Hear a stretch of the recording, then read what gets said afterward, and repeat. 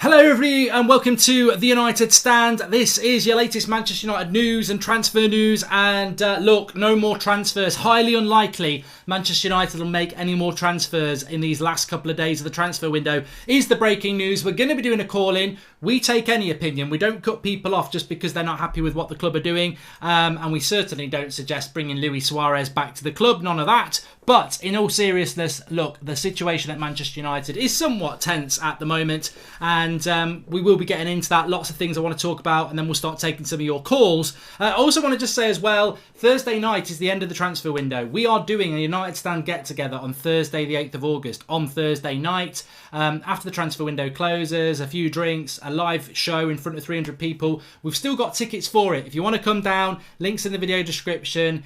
You can get a couple of tickets, come down and see us. It's going to be a really good night, and I think it's going to be a very interesting sort of, we'll be taking questions from the floor and all that jazz. Oh, and if you want to get United Stand t-shirts and stuff, you can get them in the video description, and we'll be happy to sign them for you if that's what you are all about. But let's just fly into this then. So, the situation with Manchester United at this moment in time is that James Cooper, who works for Sky Sports, has been on Sky Sports this afternoon and said it's very unlikely that Manchester United will make any further signings. How does that make you feel? We're going to be taking some of your calls. You might want to talk about that.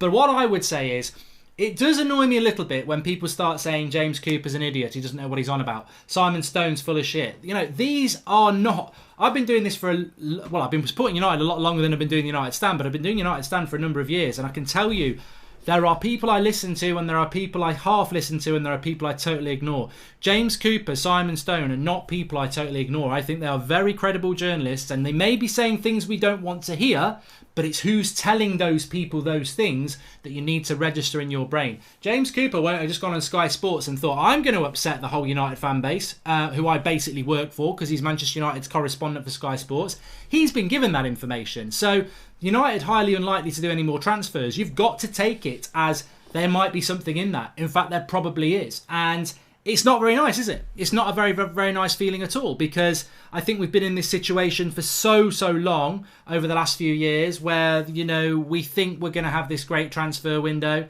S. Rizal says, thoughts on cancel MUTV trending. I'm not going to cancel MUTV. I like the press conferences. I like the pre-season tour. But if people want to do it, it's all about... to be honest with you, I've not really thought it through. If people want to do it, that's up to them. But, you know, a lot of things trend, don't they? Maybe somebody might want to phone in and say that, because on our call-in, people can do it. But let's get back to the transfer thing. I just think that there is an echo, and it's not my recording system. There is an echo at Manchester United around what happens every single year, it feels like. Even back, and I said this to somebody today, it's not about the last 6 years. This was the same under Sir Alex Ferguson. When's Vidal coming? Maybe we'll do it on the last day. Maybe we'll do it on the last week, and we never did. I think there is a common occurrence with this ownership of Manchester United where you get sold a lie all summer and then it doesn't materialise. And I've had people saying to me today, how can you be so spoilt? You've just spent £80 million on a centre-back, £50 million on a right-back, and you're moaning about not getting the transfers in. And you know what my reply to them is? Don't stick your nose in a beehive unless you want to get stung. Like, if you don't know the situation, don't be an outsider gobbing off, because the situation at Manchester United is understood by Manchester United fans. And if it's a very literal interpretation to go, oh, look at these spoilt United fans who they've got a centre-back and a right-back and they're moaning. We are, I don't know whether people remember this, but we are 6th in the Premier League last season. We are not a very good team, and we are in the Europa League because of it. We needed a massive rebuild. Ole Gunnar Solskjaer basically took Manchester United over last December at its lowest point. We appointed one of the world's best managers and he failed. Ole Gunnar Solskjaer came in, steadied the ship and was given the job long term. But we all knew in December it was about getting to the summer and then major investment. And we've not seen that major investment. I don't agree that Harry Maguire, Bruno Fernandes, Aaron Wan-Bissaka and Daniel James, £150 million, I don't agree that that's major investment. I agree it's investment, but what people are not considering here is it only takes Lukaku being sold for our net spend to halve to about 70 million. That's all it's going to take. And let's not forget, Darmian will be sold and maybe another centre-back. So that net spend very quickly, because remember, some of these players are going abroad, so they won't be sold till after the transfer window's closed for us. They'll be sold in August. And that 150 will come down very, very, very quickly. Also, most Manchester United fans know we needed to spend north of 200 million. But the worst thing of all for me is that, yes, Harry Maguire is very good. Wan-Bissaka's very good. I applaud these signings. They are what we needed to do. But, and it's a big but, it's Kim Kardashian. This is not acceptable for Manchester United to come out of a transfer window without a midfielder. And I cannot, if someone wants to call in and say you're being spoiled, you're acting really negative, Mark, love it. Come on, tell me that. But I will not back down on this because it's not on a whim. We've been talking about this since January. When Herrera, Matic and Pogba were playing really well, we were all still saying, let's get to the summer and add a quality midfielder to that three and we've got something to build on. We've lost Herrera, Matic has got worse, Pogba is unsettled and we've not bought one midfielder. It's not acceptable. It is not acceptable and I will not accept it. And people can tell me I'm wrong because that is their opinion and that is their right. But do not tell me I'm spoiled and do not tell me I'm negative for looking at something that is statistically proven in front of us over the last 6 to 8 months that our midfield is weak and it's now even weaker without Herrera. And we're sat there going, well, we've bought Harry Maguire and Wan-Bissaka. Get a bloody midfielder in. It's not a joke. Get a midfielder in. We've had a few super chaps coming in. Do you think we're saving Dave's contract renewal till the end of the window to try and soften the blow if we don't sign anyone? If we announce David De Gea in the next 2 or 3 days before the transfer window closes, that to me will be a big sign that we're not signing anybody. And it's a usual tactic from this club. We did it with Martial in the January transfer window. A lot of people, myself included, said we should have used that January transfer window. What did we do? We announced Martial right in a transfer window. So everyone goes, oh, it's like a new signing. It's not like a new signing because it's not a new signing. It's called a contract renewal because it's a contract renewal. It's not a new signing. Alex Martin says, I love my club, but I can't help but feel disappointed with this transfer window. I'm still praying we get Bruno, but I can't see it. Jarrett Wayesel says, what can we do to change this? We got the money, but they don't listen to the fans or anyone with a brain. Matt Rush says, Mark, I'm sick of people being happy with our business. Can't stress enough we will struggle with no new midfielders. Club has mugged us again. It's a disgrace. Justice O, happy about Maguire, but it has been a disgrace how long it took. Everybody knew we were after that. What the hell took so long? Football director now. And we've got a new member, which is William Dominguez. And Maguire is a waste of money, says Zine Massa. I think Maguire is a very, very good signing for Manchester United. A very good signing indeed. But I do think that it comes down to money. It comes down to money with this football club. We are owned by people who don't support the club. They don't support the club. They never did support the club. They bought it on debt. They saw a cash cow and they did a great job. They don't support this club. And if they did, and if they really were interested in what's going on in the field, we would have a midfielder. They've done a half a job. They've built a very good defence, but they've neglected everywhere else. And I want to be proven wrong on that. I want us to do better. I want us to, a lot of people are still positive and they're still saying let's judge it on August the 9th. And I agree, we still can do some business. We still can have a positive net spend. But you know what? For those people who are worried like me or are convinced it's going to go wrong, like some people are, they have the proof over the last 6 years of how these things happen. Nick P says, Mark, I feel like it's Christmas 1989 again. I got a remote control, I had to share remote with my brother and told I was ungrateful for wanting more. And Demoy Vermin says, now that we're done with transfers, it's time for certain players to step the hell up or sit down. The whole team has a major season ahead. I agree with you on that, but we shouldn't be in that position. I feel it's a mentality. I put a tweet out today and people disagreed. I think Everton have had a better transfer window for the last 2 transfer windows. I just think their bigger squad's not as good as ours, but the way they address their issues, I mean, they're after Decore now. They've lost to Disagree, but they're after Decore. They've brought Moise Keane in, who I think is a good centre forward. They're addressing their issues. Manchester United aren't addressing their issues. All they're doing is, let's hope this midfield's good enough. Let's hope this front three are good enough. Let's retain Deadwood. Let's build a good back four, but not build a midfield. It's half a job. We should be called Arthur. Half a job. Sage the Vlogger says, I've seen a couple of rumours about Eriksen considering a move to United. If we don't get a midfielder, we really need to give McTominay a full go at it. I think Scott McTominay will definitely be given a full go at it anyway. I think he really, really will. But it's whether he... I mean, what I would say is, as well, is injuries and suspensions do happen. What if Scott McTominay and Paul Pogba get injured? Like, seriously, it can happen. You saw it with Leroy Sané yesterday. It can happen. And you know, it possibly could happen. I mean, what are we going to see? Are we going to see Phil Jones playing as a midfielder? I mean, it's a elastoplast football, paper in the cracks. Love the channel, Mark. Can't fix everything in one window, though. I'm still disappointed. However, at least one more signing and I would be content, says Ishak Baig. And welcome to the Drunk Monkey Show. He's the latest member of the United Stand Members Club. Remember, you can click the join button and join. Thank you for that. Please do smash a like on the video and make sure you're subscribing to the channel if you're new. I disagree with that comment, though. I've seen this a lot. You can't fix it all in one transfer window. I respect it, and I think it comes from the positivity brigade, who I've got nothing against, because everybody's an individual and everyone's got an opinion. But I don't agree with we can't fix it all in one window. I think you're falling into the propaganda trap there. We can't fix it all in one window, because if we were going to fix it all in one window, we would have sold 11 players and bought 11 players, because I don't trust them players. Most of them don't deserve to be here.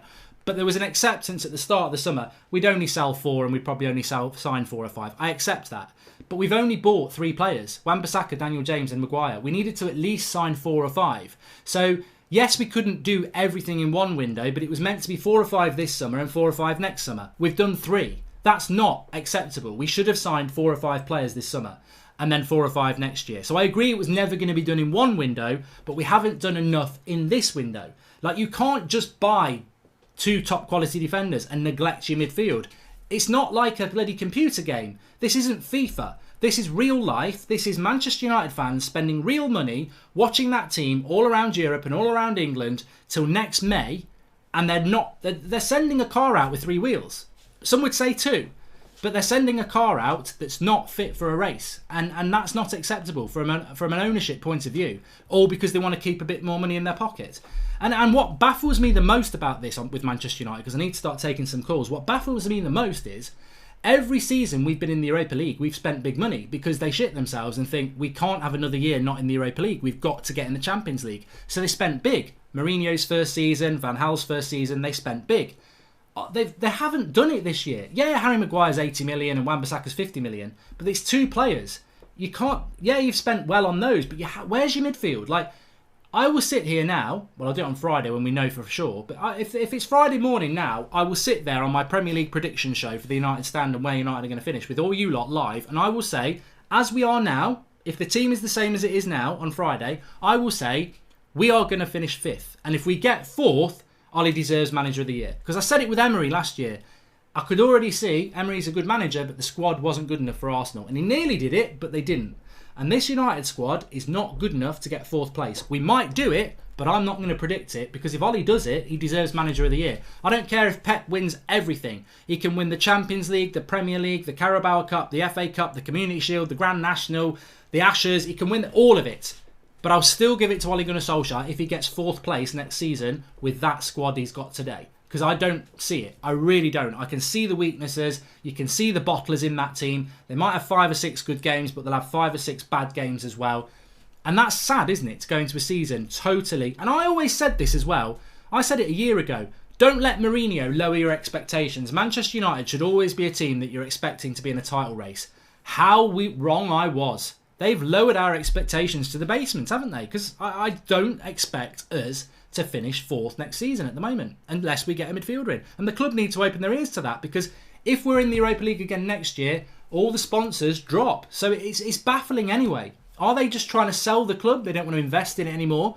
Or are they that thick that they don't realise if they don't buy a midfielder, they're probably not going to get in the top 4, so we'll be back in the Europa League and you're going to lose the 60 million it's going to cost to buy Bruno Fernandes today. They're going to lose next summer from the sponsors when we're in the Europa League for another year. It is baffling, and it doesn't make any business sense, to be honest with you. But we will see. There is still time, and there are still people positive.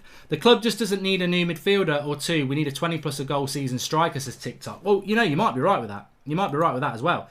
Ed Woodward is running the club like how Donald Trump runs America. Absolute disgrace. I would like us to at least try to act like a club of significance and with honour. They only milk us dry for money. And welcome to Mikael Thomas Christensen, the latest member of the United Stand Members Club. What I would say about that is, and look, Ed Woodward is the front for a lot of the blame, isn't he? And in some ways I understand it, but he is an employee of the Glazers. If the Glazers had said on May the 15th, when the transfer window opens, there's £350 million, go and spend it, Ed Woodward's not going to put 200 in his back pocket and say I'm only spending 150. whatever you think about Ed Woodward, and maybe he is a bit of a puppet to the Glazers, and maybe all he's bothered about is massaging their egos. The point is, he spends what he is given. And that is a given, isn't it? He spends what he's given. So, yeah, we'll see. We'll see what happens with it. But, look, I want to start taking some of your calls. Lukaku is going to be gone, isn't he? He's effectively off to Anderlecht. Another thing I was going to say as well is, let me just get... Hello, can you hear me, Draughty? I've just pulled you in, not off. Oh, yeah, I was going to say, don't pull me off. That's not good. So. Okay, so we're just talking there. I'm sure you're all listening to what we're on about. I mean, look, the situation at Manchester United, we've just had a super chat here from Thomas Morehouse, who says, judge it on August the 31st. Our net spend will be 50 million again, worse than most relegation threatened sides. Ed Woodward has a hangover year around. We wanted a centre-back last summer. We got him now that we need a midfielder. He won't even realise it till the end of next season. We always seem to miss something. Sonny B says, hi Mark, bit off topic, but remember me saying last season in regards to a £20 bet I had that you'll have more subscribers at the start of the season than a certain crap channel. You're nearly there, mate. AFTV next. Thanks, mate. And George, you know when you read a comment you think, yeah, but it is a super chat, I've got to read it. I wouldn't normally. George Ramos says, isn't any more coming in? If not, do you think maybe a miracle might happen in the next few days? Also, if you don't trust these players, there's no point in us including yourself watching Manchester United this season. I mean, no, George, come on. Look, I don't care if we get relegated. I'll still watch United. I'm not going to pretend it's going to be a joyful event, but I still will watch them because that's what support is. Otherwise, you're a Man City supporter. They used to spell Chelsea. It went wrong. They supported Man City. But let me get you on there, Droy. Are we going to make... I mean, Kevin Mitchell says, surely we must have more coming in. Where do you sit on this Monday night? Do you think we are going to make some more signings before Thursday? Well, put it this way. I mean, we've just spent 130 million. 132 defenders, which is a big chunk of money to put out on the defence. And I'm pretty sure there'll be a lot of rival fans jumping on that fact, but it is the crazy market we're currently in. Do I think we're going to get anyone else in? We've got, 3 days to get some deals done now? Yeah. That's not a lot of time. Lukaku could be leaving at any point in time because he's obviously training with Anderlecht. So, again, we're not going to get a replacement for him done in time. I don't think... I mean, if anyone's going to come in, I would have hoped it was Bruno Fernandes. You've been saying to me since March, Bruno Fernandes is the target. So I'm a little bit worried that right now we're going to go into the season with the same midfield as last year. And if that's the case, well, our front line, minus Lukaku, has got a few problems because where's the delivery going to come from? Pogba can't do it all by himself.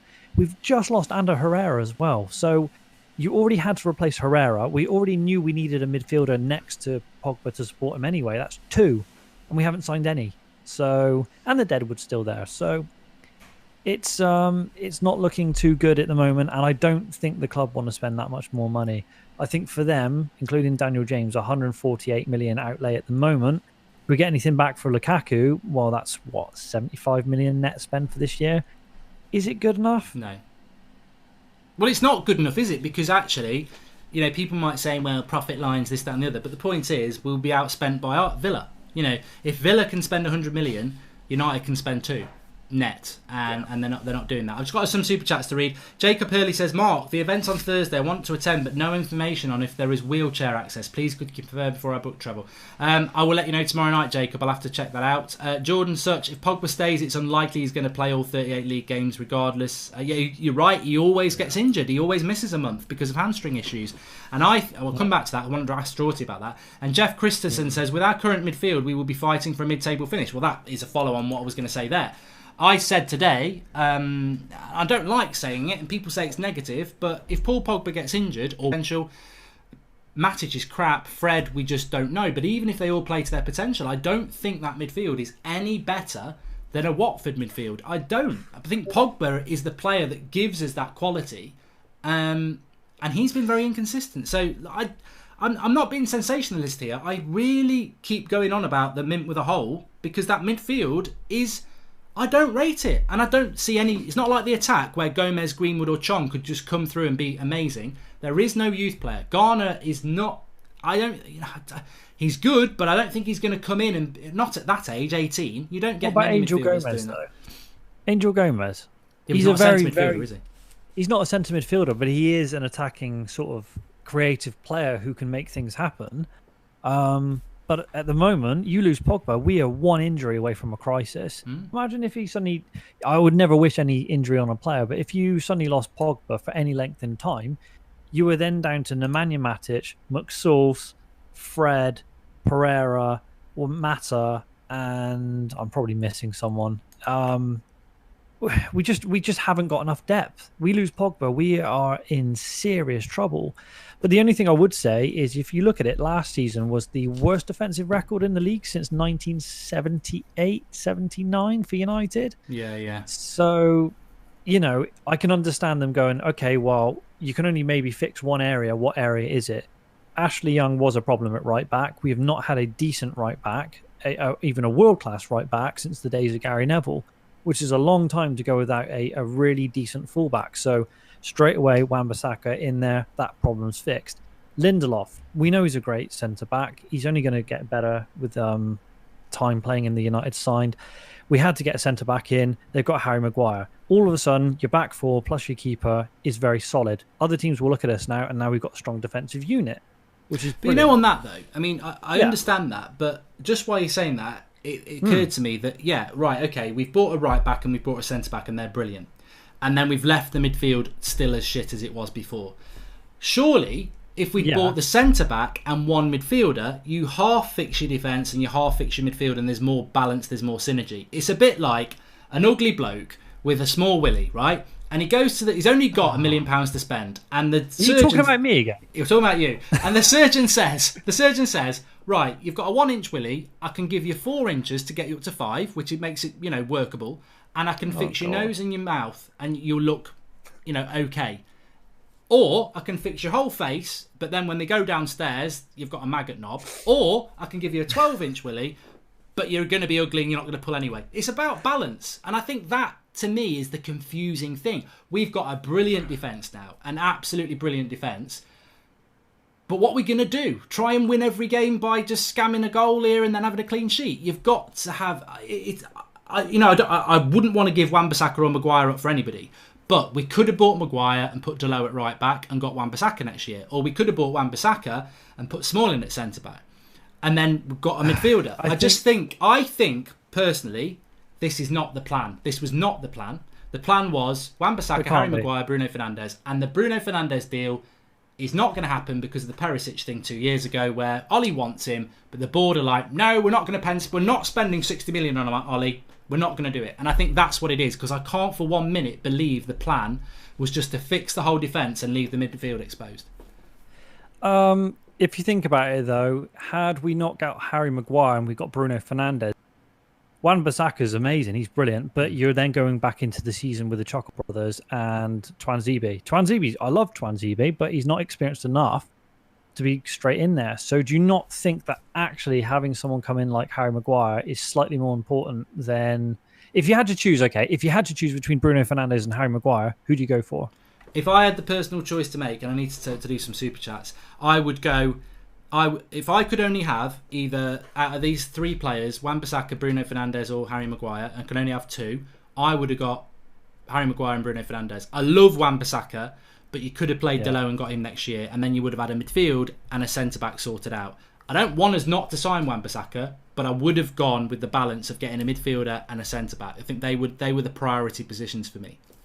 But sometimes you have to buy a player because one of your rivals is going to go after him. If we hadn't gone again, for Wan-Bissaka now, someone else would have come in for him. Whether it was Spurs, Liverpool, Arsenal. Arsenal seem to have money now, amazingly. I think he's one of those players where you had to get him. If you really want the top class players, you had to go and get him. And he's already Premier League proven, whereas Bruno Fernandes isn't Premier League proven. I know it's a completely different position. But maybe to the board and maybe some weird logical thinking, they're thinking, do you know what? He might still be a risk. As much as he's been fantastic in Portugal, it is only Portugal. And we've seen players play in the Portugal League, leagues before and go elsewhere in Europe and struggle. So, and to be fair, before this season, Bruno Fernandes was on the radar of no one. So, again, it's one of those, he's come out of nowhere. All of a sudden, he's flavour of the month. And it's, yes, we got to have him. But maybe, I don't know this, maybe their scouting system said, maybe he's just had a one-season wonder. You don't know. You don't know what's going on. But I think it is criminal that United just haven't gotten a midfielder. And I think there's too much pressure on Pogba now to pull a rabbit out of his hat. So An unsettled one. that's disappointing for me. All right, mate. Well, look, I could talk to you all night, but it's only fair to try and get some other callers on. So I appreciate you coming on, mate, and we'll speak to you later in the week. Will do. Hopefully no more talk about Willies. No. So, thanks. Yeah, sorry about that. I wasn't talking about you. I'll speak to you in a minute, mate. See you later, man. Ta-da. Bye. Okay, so let's do some super chats, then we'll take another call. Why don't you get Ty and Claude on as guests, says Zane Messe? Because it's not United, it's United Stand, it's not Arsenal Fan TV. Corey Lineker says it's time. Leverage the United Stand platform to fight the soul of our club. Hashtag Glazers out. A lot of people say that. I'm happy to have that discussion after the transfer window's closed, but I don't really know what people think we can do that didn't happen with the Golden Green Brigade however many years ago. So Jeff Christensen says you only need to look at how they run their NFL teams to see that the Glazers don't care about how the fans feel. Look, the Glazer out thing should not be focused around a bad transfer window. I've said this so many times.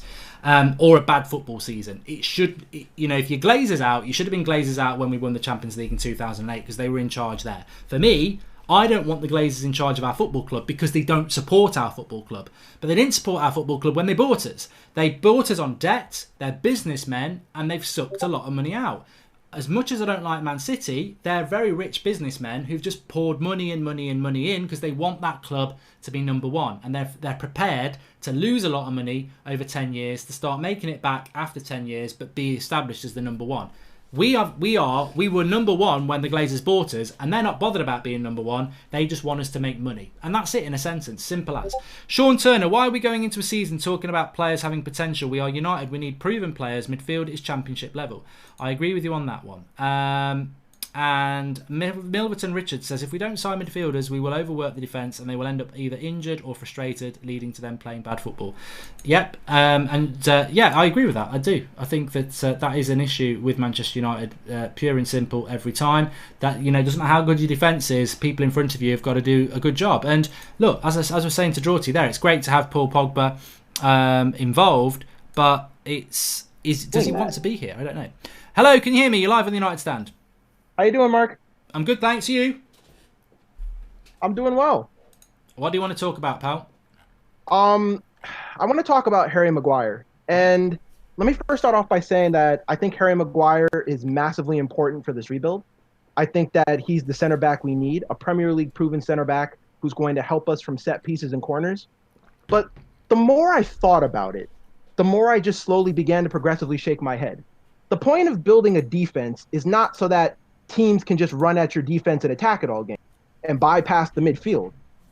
We built this defense, yes, but it's fairly inconsequential to build a defense if you're not going to be able to protect it, because teams are eventually going to score against you, and our midfield is not set up in a way to protect that defense.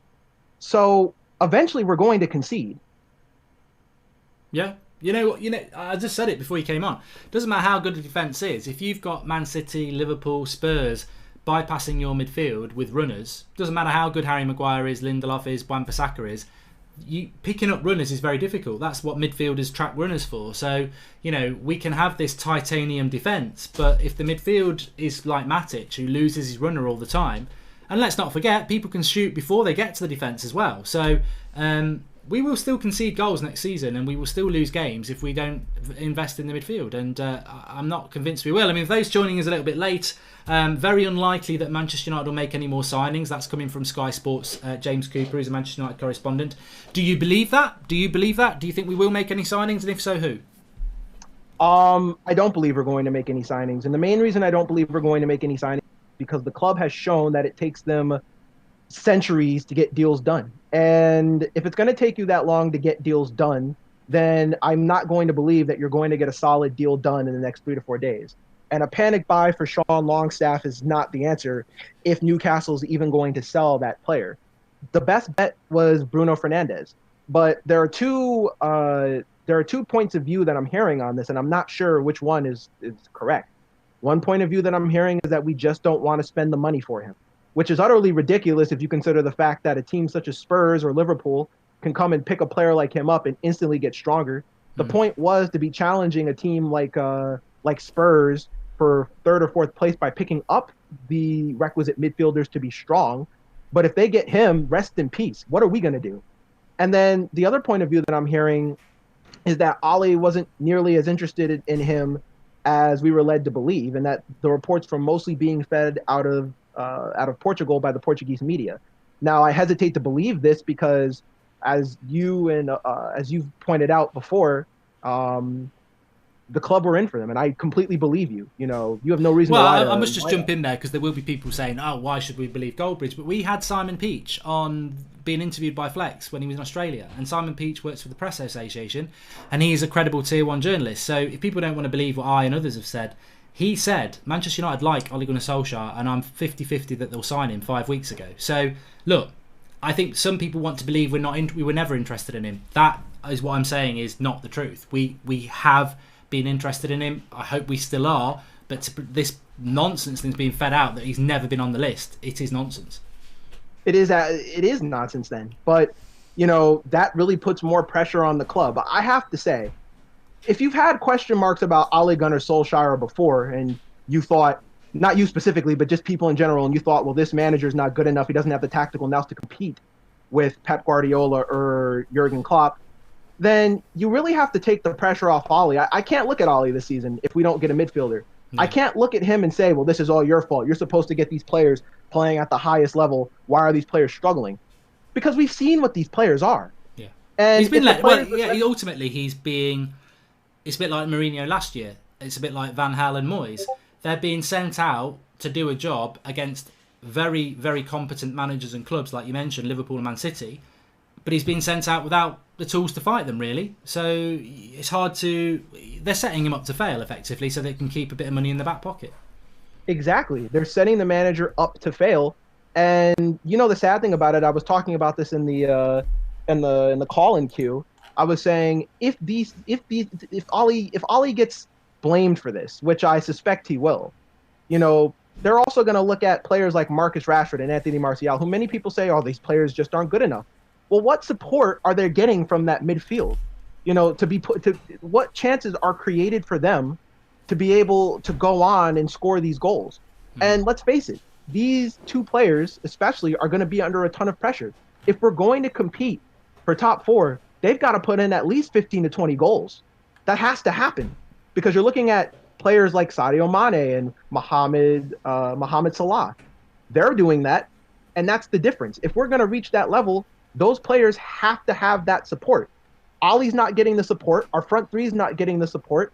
And those players get scapegoated, and Ollie's going to get scapegoated. Oh, it's not good enough. If Ollie ultimately fails, what are we going to say? You know, what do we say? We can say nothing, but the board didn't support him.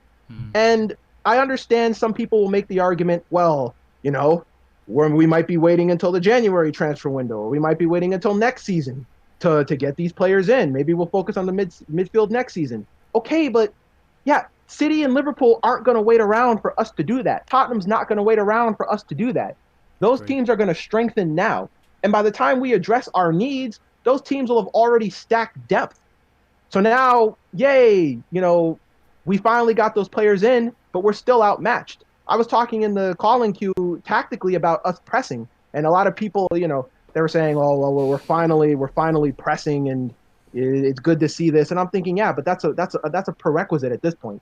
Every team that's going to be competitive is expected to press in the Premier League now. That's something you have to do.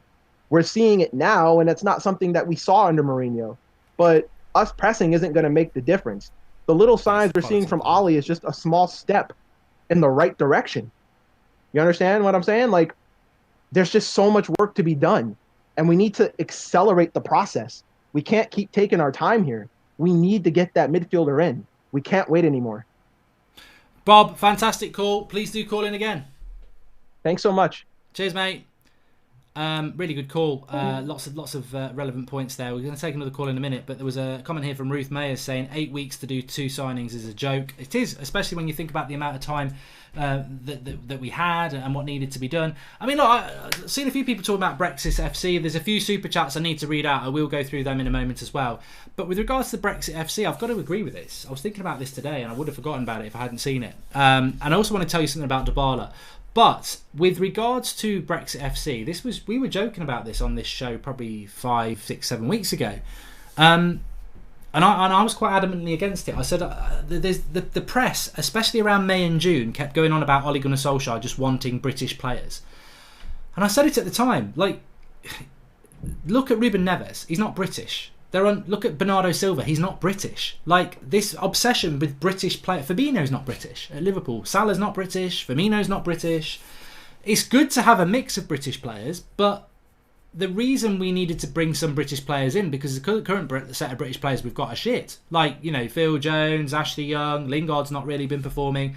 So yeah, bringing one or two isn't good. But this whole, like, Daniel James is British, Wan-Bissaka's British, Harry Maguire's British, Sean Longstaff would be British. Was that what our transfer window was meant to be, and we just can't get Longstaff? Because if it was, I'm like, are we trying to do... Is Ollie obsessed with doing something that was relevant 20 years ago? Because actually the world's changed a lot, and most Premier League clubs, in fact all of them, are cosmopolitan. They're diverse. They've got people from all over the world playing here. And actually, when you look at United's recent history, who've been our better performers over the last 6 years? Most of them have been the foreign players. Like, you know, Valencia was good at one time. De Gea's been Player of the Year for loads of times. Zlatan, Pogba was good last season. All right, Luke Shaw was British and he won Player of the Year. But, you know, why have we become Brexit FC? Why is there an obsession with getting British players in? Because we've actually got a lot of British players already, by the way. They just don't play that well. But why are we actually closing our mind off to anybody outside the British Isles this summer? And if so, I just find that a little bit odd, because it's very blinkered, it's very stubborn, and it's very weird. I certainly, Maguire, Wan-Bissaka, Daniel James, very, very welcome at the football club. Fantastic signings, but a little sprinkling of a Bruno Fernandes and maybe a Thomas Partey or someone like that. There are options out there. And also, that makes me say as well, Bruno Fernandes is not the only option. He was never the only option. He was his priority for Manchester United, and for whatever reason they're moving away from that. There's plenty of options out there. I don't think there are with 3 days to go, though. I think we're struggling a little bit. But on Dybala, before I take another call, Maguire will be our leading goal scorer this season, says Joseph Woodbury. Interesting.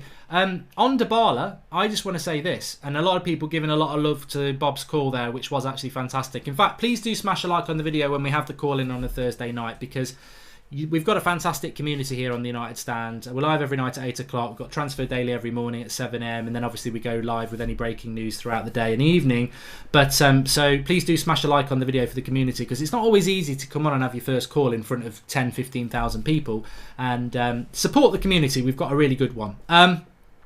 Please do subscribe to the channel as well if you're new. Bottom right hand corner, get involved. And Dybala. I just want to say about Dybala. I know it's off. I know a lot of people are saying it's off. All I'm going to give you is a hunch. I don't think the Dybala deal's off. I said it last night. I don't think the Dybala deal is off. Percentage-wise, I'm not going to say I'm 70% sure we're going to sign him or anything like that. I think, you know, believe what you want to believe. But I don't think the Dybala deal's off. I don't. I think Inter Milan are now favourites to sign Lukaku with straight money. But Juventus want Lukaku. And Juventus tend to get what they want. And do Juventus want Dybala? I don't think they do. And will Dybala suddenly realise that, actually, I'm not going to have a good season at Juventus, whereas at United I can go there with my mate Paul Pogba and build my career again?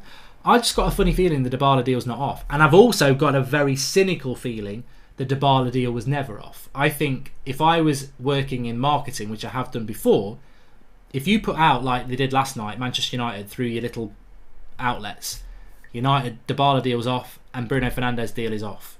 Double whammy for the fans. They're gutted. They moan for a couple of days, but then on Wednesday, the Dybala deal's back on. Everyone forgets we need a midfielder. We're getting Dybala again. Well, at least we've got Dybala. At least we've done something. And everyone forgets the midfield. So I've just got a funny feeling the Dybala deal's still going to happen and we won't get a midfielder. But to me, I'll still be moaning on Friday saying I still think it's a disgrace that we've not sorted the midfield out. Mark, could you save a ticket till you find out if there's wheelchair access, please, says Jacob Hurley. I will definitely make sure that there is a ticket saved for you, Jacob. No problem at all. 16,000 people watching, says Paul Clayton. Amazing United Stand family. We have got a fantastic community and every one of you are part of that. So thanks everybody who's watching. Let's take another call because that's what the show's meant to be all about. And I was hoping this person would be waiting. Let's see what they've got to say. Hello, Ed Woodward out. Can you hear me? Hello, Mark. How you doing? All right? Yeah, how are you? I'm good. You sound a little bit young to be Ed Woodward out, but that doesn't mean you can't be. But go on, tell us what you're feeling at the moment. Just the fact that the transfer window and the owners, I just have a feeling that the Ollie might outlive the owners if we don't make any more transfers. You think? Well, I'll tell you what. I would like to see that happen, but a lot of people are scared that if Ollie doesn't get the transfers, then he'll be gone by Christmas. Yeah, and I think we all need to back him because it's not his fault. He has a good brand of football, and he's played well in pre-season, except that AC Milan game, which was Matic, static Matic, as you like to call him. I do, yeah. But yeah, I think it'll be hard to make more transfers because look at us. Like if we don't sign Bruno or Dybala, like who are we really going for? We don't really have anyone, and how slow we are at like deals and everything. I'll tell you what. I'm going to ask you a question, but I'll tell you what. Just to come back on that, the thing that I'm really tired with is that I feel that there's so much repetition. It's like you're meant to be excited about the start of a season, and I totally agree with you. It's not Ollie's fault. You've got to back him. But that doesn't take away from the fact that we pretty much know we're in for another struggle as a season at Manchester United, and that's what I'm angry about. I suppose. Yeah, same. I've been watching like the show for the last while, like a year, I think, and then I've been watching. I haven't missed a Man United match since 2014, so I've watched it, and it's just been like, it's like the first month, like the first couple of months as the new manager comes in, it's normally okay, but then it just dips the season after. That's what I fear with Ollie, but I don't think so this time round. Final question then: where do you think we're going to finish next season? I know you don't know who we're going to sign yet. Yeah. All right, you can give me two then.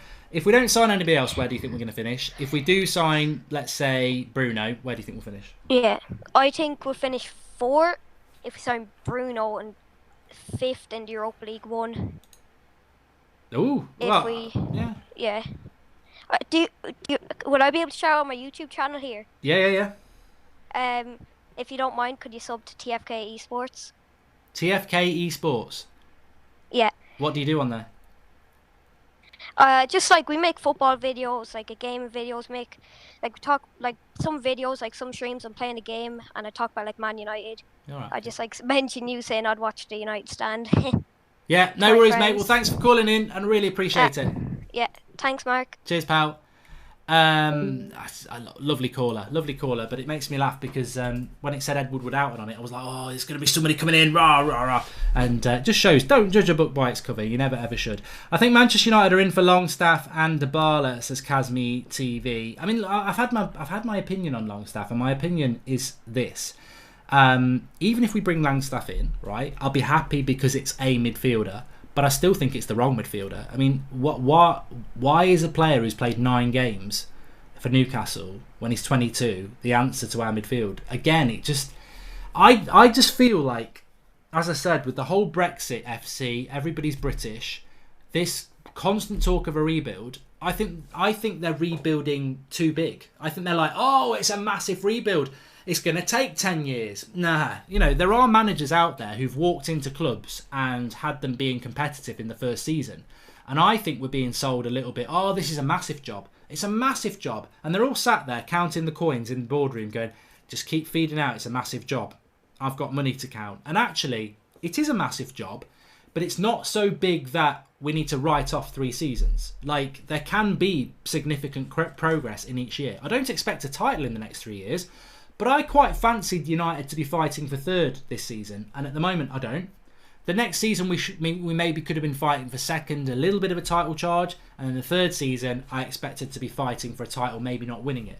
But the way the board are acting and the way we're being sold at the moment, it's like, yeah, you ain't getting anywhere near 5th, for, you're not getting anywhere near 2nd for 5 years. This is a big rebuild.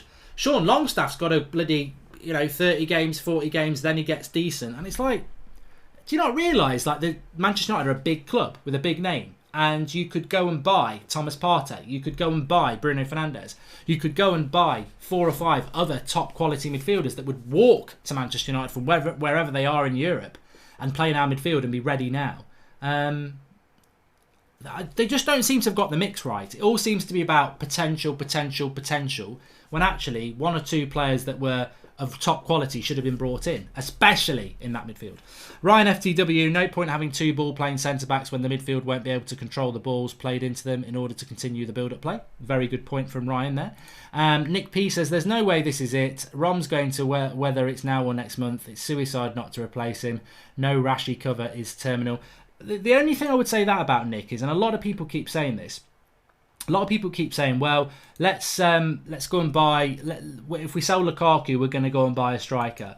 I think you're forgetting something. I think you're forgetting something very significant, and that is the Chilean dog walking piano player. Like, Alexis Sanchez is still at our club, and he still will be at our club, and he still will be the most expensive paid player in Premier League history, and he'll still be at Manchester United. He's not going to be ignored. He is going to play games. And we are, with regards to Alexis Sanchez, we basically need a miracle. We need a miracle. We need him to find his form of Arsenal 3 years ago, when I don't think it can happen. Because he's going to be starting games. He's going to be on the bench. He will be on the bench at the expense of people like Gomez and Greenwood, and he will be involved. So Lukaku being sold and not replaced is not as out there as I think some people want to believe. Because Alexis Sanchez, although we've happily ignored him for most of the summer because he's been playing in the Copa America, he is still there and he still will be used. And the worst thing about Alexis Sanchez is we paid him so much ridiculous money to come to our club. I've always said it absolutely terrifies me what's actually in his contract. You know, like when you sign a player on FIFA or Football Manager and it's like you're a crucial first team player. Those things are in those games because they're in real life contracts. And there has always been a running joke that it's got to be in Alexis Sanchez's contract that he plays off the left wing. And people joke about it, but it probably could be true. He'll certainly have things like, if he's fit, he's got to be on the bench at least, etc., etc. And that's the chain round United's neck as well. So Lukaku going, he may not be replaced. Let's take some comments. Akshay Sood says, outrageous amount of... No, we've done that one. Daniel Clark, would Dybala be the answer in this window, or would Fernandes in the midfield be the priority? Unlikely we'd get both at this point, in my opinion. Fernandes is the priority because he's a midfielder.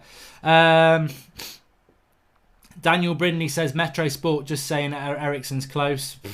You can wipe your arse on that, mate. There's no way this is it. We've done that. That Bruno ship has sunk. Really hoped you'd be right, says Daniel Brereton. Look, we'll find out on Thursday whether I was right or wrong. What the point is, I was right. Manchester United were heavily in for him, and for some reason, something somewhere has gone really wrong with that. But, you know, I'm not going to change my mind. I'm not going to make excuses. United, for a long time, have been in for Bruno Fernandes, and I think it's about money. I think it's about money like it was with Perisic. Bio 2-0, we need one centre midfielder and one CDM and one right winger after Maguire. Yeah, 3 players. We probably won't get one. Jacob Hurley, yeah, done that one. City signed Rodri for 65 million as Fernandinho's replacement in 2 years, says Dean Doty. City are also buying Cancelo. Like, City have spent nearly as much as us, and we're meant to be closing a gap on them. Pogba, Fred and Scott with Andreas as backup, says Surab Dinshaw. Not good enough. It's not good enough, mate. That is not good enough, because what you're doing there is you're not taking account into injuries. You're not taking into account Matic will play. You're not taking into account that Fred's been a flop so far. You're not taking into account that Scott McTominay's not the finished article and neither is Andreas Pereira, and both of them could flop. You are going into the season on a whim. And that's not what Manchester United should do, like the previous caller said. Chloe Jenkins, I'm amused by the multiple comments saying buy Eriksen. United wouldn't pay the 63 million for Bruno. Spurs want 130 million to get real, guys. Jonas Anderson, if we win the Europa League, is top 4 that important? But if you can't get top 4, what makes you think you can win the Europa League? There are good teams in the Europa League. Danny Lockwood, do you think if the United stand was a thing back then, we'd be saying exactly the same about the transfer window for the class of 92? No, I don't. And this is what old school top Reds like to say. Some of them will say, oh, imagine if YouTube had been around in 95, 96 when the class of 92 came in and we sold Hughes and Cantona and Kanchelskis and Ince. No, it wouldn't have been the same, because that team had Roy Keane in it. It had Cantona in it. It had Peter Schmeichel in it. It had Steve Bruce in it. It had Dennis Irwin in it. It was a winning team with very good players in it. And yeah, people were a little bit like, oh shit, we're playing youngsters, but it was nowhere near as bad as what United are now. Like, you'd have been really really negative to start being negative about that side, because there was quality there. Like, we haven't got quality in our team. Consistent quality, anyway. Jeff Christensen says the Tampa Bay Buccaneers are an NFL laughingstock. That is the direction they are taking us. The warning signs have been there. Mr. Glenn Johnson, we need a centre midfielder or two, but team stability comes from the back. See what Van Dijk did to Liverpool, and you can't say that their midfield is perfect. I've heard this before. Like, are people trying to tell me that our midfield is as good as Fabinho, Henderson, Milner, Wijnaldum, Keita? Oh, come on, have a laugh. H. Sood says outrageous price to pay for a centre-back. Pricey. Mark, Chelsea and Lampard could win their first trophy in their first week, the Super Cup. I feel this would put pressure on Ollie, and their squad is better. Milverton Richards, if we don't sign midfielders, we'll overlook the defence and they will end up either injured or frustrated. Mark, is there any truth in the Ericsson to transfer to United? Says Zati Singh. We'll have to see. I don't really have much confidence in that. It's time. Okay, we signed a quality centre-back and a right-back and a young winger, yet I'm still frustrated with this transfer window, says Ryan. Shows the horrible state our club is really in. Warwick Burton says, to be sung to the Spider-Man theme tune, Spider-Wan, Spider-Wan, get the ball past him if you can, fast as fuck, in he slides, wins the ball, off he glides, look out, here comes the Spider-Wan. It could work, it could work. How are we going to go into season talking about players having potential? So that was the one I liked from Sean Turn. Thank you, why don't we... okay, we've done all that. Let's go back to the live show. So, look, we started the show with the line coming out from Manchester United that we would not be signing any more players. And this is coming from James Cooper on Sky Sports. So, if that is to be the case, then I'm concerned. I'm really concerned. And I think we have a right to be concerned. I hope that Manchester United will change their tact. I hope that Manchester United will sign more players, but as things stand at the moment, we don't know. We don't know what's going to happen. Please do subscribe to the channel if you're new, bottom right hand corner. Smash a like on the video, everybody. We've got over 14,000 people watching, so please do smash a like on the video. Support the callers who've been on. I think we're going to have to do more call-ins, aren't we, because the show flies by. But remember what I said as well. You can get United Stand gear in the video description if you're interested in that. But more importantly, we have got our live United Stand road show in London on Thursday night after the transfer window closes. If you want to be there, we have still got tickets available. The link is in the video description for that. It starts at 7 o'clock on Thursday night, right the way through till midnight. We're doing live shows, Q&As, got a bit of live music. Flex is going to be doing a bit of DJing. So the link's in the video description for that. You can get yourself a ticket and do come down, because it's just going to all be United Standard people. So look, if you're not talking to me, you're not listening to me and Flex and rants, you can all be talking amongst yourself. It's going to be I'm really excited about it. United Stand first ever get together. All like-minded people, all part of this community, all talking United. So yeah, looking forward to it. Link in the video description for that. Andrew Chow says, Mark, this window is another disgrace. The hope is gone. And I think I just want to say that right at the end. I love this club. Somebody said on the show, if you're so fed up with what's going to happen this season, just don't watch us. I can't do that. That's not what supporting a football club's all about. You don't stop watching your club because it's frustrating. I've spoke to United fans who were fans in the early 80s, well, throughout the 80s, 70s, when United were nowhere near titles. You don't stop watching because you love the club. That's what it's all about. You don't stop watching. But it doesn't mean you can't have a moan when we are, this is meant to be an exciting time. I think back to like when I was in my teens and a kid and 20s and stuff, and I'd be like, a new season. The summer's over. It's a new season. I can't wait. 9 more months of football. Bring it on. Match of the day. You'll even watch Everton versus Crystal Palace because you're just hungry and excited. I don't feel excited about this season, and I didn't feel excited about last season because Mourinho zapped the positivity from us. I don't think Ollie's done that. I think he's trying to be positive, but I think we're all too long in the tooth to fall into the trap of this positivity, because we all know that he's kept mainly the same players from last year, and that midfield is weak, and the front three are inconsistent. I'm not confident about this season at the moment, and what would have given me hope was the board demonstrating that they're backing this manager and investing in the midfield and the attack, and they haven't done that. They've invested heavily in the defence, but there's a disparity there. There's an imbalance. It doesn't matter how good your defence is if your midfield and your attack isn't good, and that's what frustrates me. Is I feel we're going into this season And I don't think Ole Gunnar Solskjaer's got the chance he should have. I think all I wanted to do was go into the season with a fighting chance. A fighting chance to be optimistic and positive. And I don't feel optimistic and positive. I don't. I think we've made some strides, but not all the strides we needed to. I hope I'm proven wrong. I hope I am. Anyway, if you want to see more of me, I'm actually going to go and guest on Anfield Agenda now, which is another YouTube channel, which I think is kicking off in about 3 minutes' time. So if you want to come over and see me on on a Liverpool channel, I don't know why they want me on, but I've said I will go on. Anfield Agenda, type it into the video description. I think their live comments is probably already open, and I'm going to be over there talking whatever they want me to talk about. I don't know. So I shall see you on there. If not, we might be live a little bit later if there's some breaking news around 10:30. 7 a.m. tomorrow, Transfer Daily, and the usual content if anything breaks. So thanks everyone for watching. Smash a like, subscribe, and really appreciate it. The joke. Iron Singh says the ship has officially sunk like the Titanic in Mallorca. The Titanic didn't sink in Mallorca; it sunk off the coast of America. But history. And Johnny B. Goodwin says 4-4-2 would work. Fullbacks overlapping runs. Sanchez, Rashford front. McTominay or new midfielder and Pogba in the centre. Sanchez can be great number 10 if chance. People still believing in Sanchez because you have to, because they've not done anything about it. Speak to you all soon. Thanks for watching. All right.